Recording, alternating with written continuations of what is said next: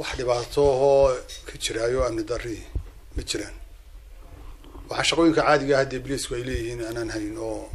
aanayna ma jiraan horta ma jiraan waxa dhalinyaro oo iminka ay badatay arrintoodu oo magaalada soo galay ma jiraan waxa jira laba habeen inay laba arday oo halka qasabka la yidhaayo iyo afkooyi oo kubad isku laayay inay islaayeen ciidankuna ay ka howlgaleen labadii kooxoodna waanu ogaanay raadkooga waanu helay waanu soo qabanay waxaanu ka soo qabanay 740 dhalinyaro ah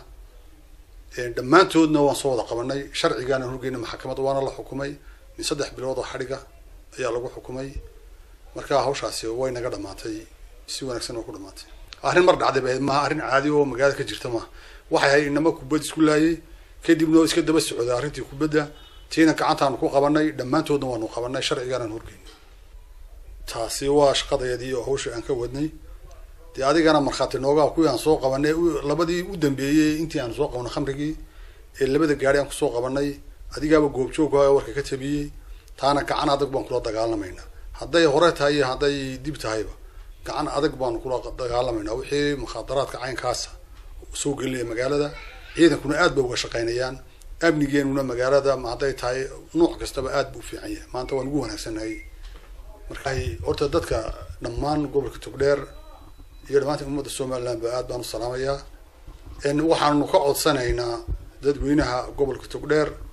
inay ciidanka booliiska la shaqeeyaan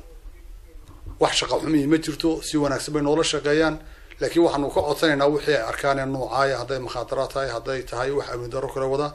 inay ciidanka booliiska ay u soo sheegaan si markaa anaguna aan talaabadeeda ku habboon uga qaadno ciidanka booliiskana meel ay joogaan ba hadday ruuga tahay iyo hadday saldhigyada tahay iyo hadday laamaha tahayba gobolka Togdheer iyagana waxaanu la socodsiinaynaa iyagana waxaan farayaa inay dadweynahooga ku xidhnaadaan